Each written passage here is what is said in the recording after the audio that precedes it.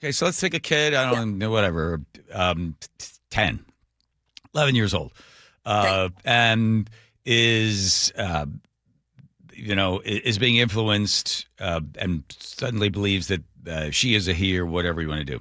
So that kid's got some problems, some mental problems. And I don't think it's going to be a great number of children that are caught in this flummox. So the kid goes into that foster care house, and the kid's obviously struggling with their identity. And we certainly don't want the state to lie to them and tell them boys can be girls and girls can be boys. We shouldn't have that. That's not fair to children. But the kid obviously needs help. Rather than saying the family must adjust, does the state step in? It would seem to be a good use of the money to help the kid. No, I'm sure the state of Washington would just affirm the choice because children that are 13 are like Doogie Howser. They have this ability to self-diagnose themselves with gender dysphoria. Right. So the state, rather than making the blanket rule, because I'm sure, I don't know what the percentage is, 2, 3, 4%, might be a little higher because the kids are in foster care, because there's other mental anguish that's going on. But the state doesn't do anything to adjust the child. It's basically saying, no, the parents need to adjust to this, right? Is that it? Beyond that, what they said, John, was Shane and Jennifer DeGrasse, 9 years you faithfully served. I don't know, they had dozens of kids, and they had some long-term foster kids with even special needs in their home. I mean, their kids were grown and gone. This was their heart to serve as Christians. So, I mean, I have some of these kinds of families in my own church. I love these people that have a heart for that. And maybe someday I'll have a heart and space in my life to do that. I so admire those people. Yes. But they were told by the state, we don't need you anymore. We don't want you anymore unless you're going to say, I'll embrace this gender ideology. And they go back and say, well, I haven't had one of those kids in my house. Yeah. I just want to love and protect these kids. And the state said, nope. Here on the outset, you don't get a license renewal unless you're going to embrace this gender ideology. Okay. And that has forced an untold number of families out of the foster care system. As you said here at the outset, John, there are far fewer foster families. And I'm guessing the DeGrasses aren't the only Christian foster parents in this state that have gotten out and said, I won't comply with this nonsense, and aren't getting those kids out of hotel rooms and out of agency, cots. You've covered some of those stories.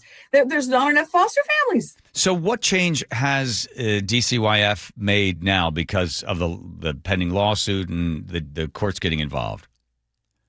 Yeah, so it wasn't until the decision where their urgent dismissal request was denied by the Federal Circuit Court. They now said, and I was told yesterday by Nancy Gutierrez, who's the external director of communications at DCYF, she responded to me via email, didn't grant an interview request, but did respond to say, we took public comment and we will be going over those public comments this month and then formulating a new policy. I pushed back and I said, does that mean your current policy that says we don't want you Christian parents that won't sign this gender form, this gender compliance stuff, we don't want you? I did not get a direct answer to that question, John, but she said they're moving forward. And apparently they took a bunch of public comment. I'm on their email list whenever they have like these public comment period things. I didn't receive anything that said we're taking public comment now on our gender policy.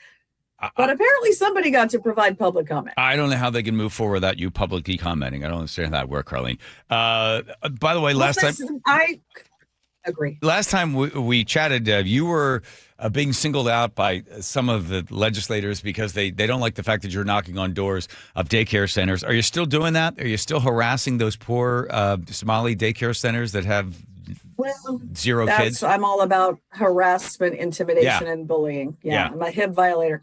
Yeah, we've done some more of that.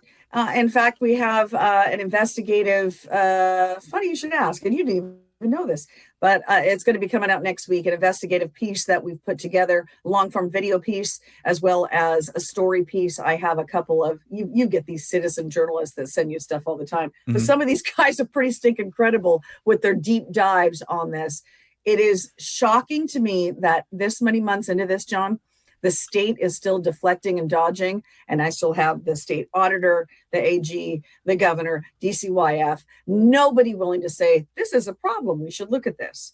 But we're going to be coming out with some new stuff to expose it. It is shocking, and I feel bad for people that, taxpayers, for crumb.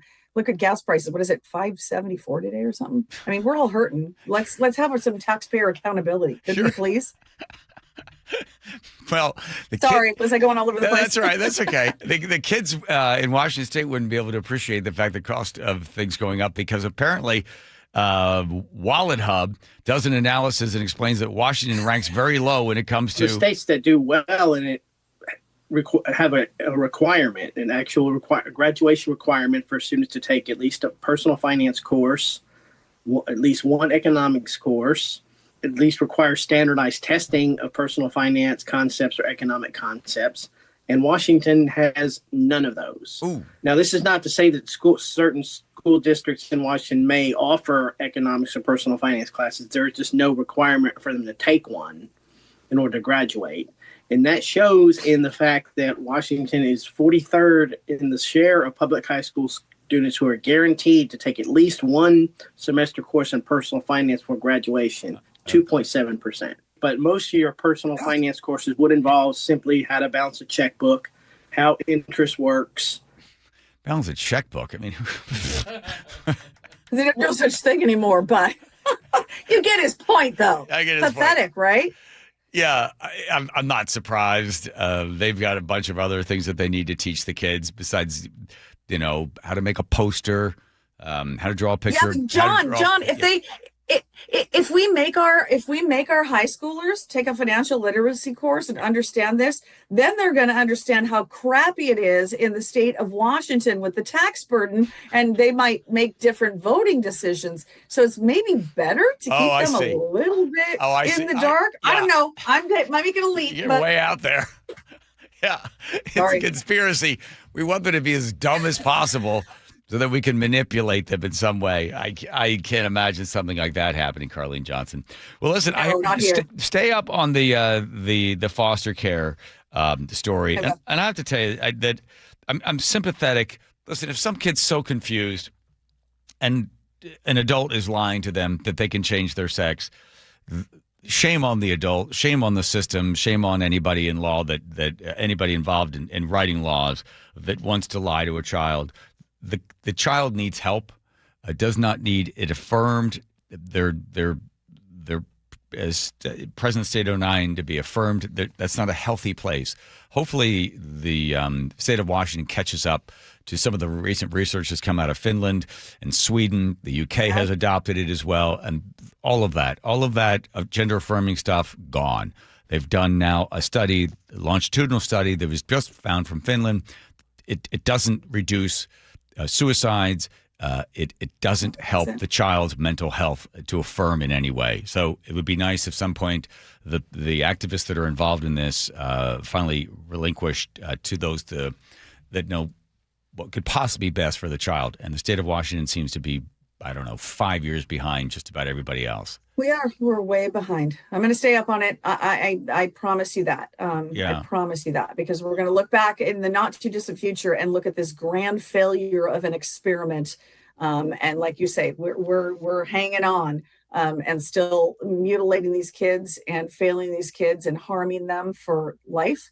And I care about it. I know it's an issue that's close to your heart too. So I promise to stay on it. And there is good news that the number of young girls that are identifying as something other than their biological sex has dropped 50%. That's from the Manhattan Institute and City Journal.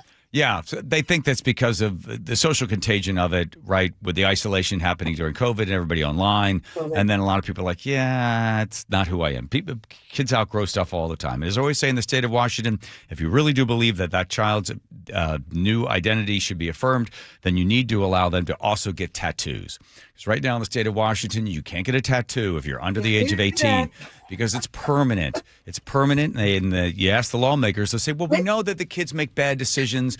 We don't want them to make a bad decision when they're under the age of 18, getting a face tattoo. I always say that if you want to affirm and you want to be able to provide medical care for somebody to change their hormones and have possibly detrimental effects upon their health and well-being, then you should let them also get a face tattoo or any other tattoo.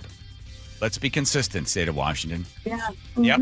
No, I couldn't agree with you more. Thanks, John, for having me on. Thanks, Carleen Appreciate you. Johnson. There she goes. I guess you heard the music. She's got to go.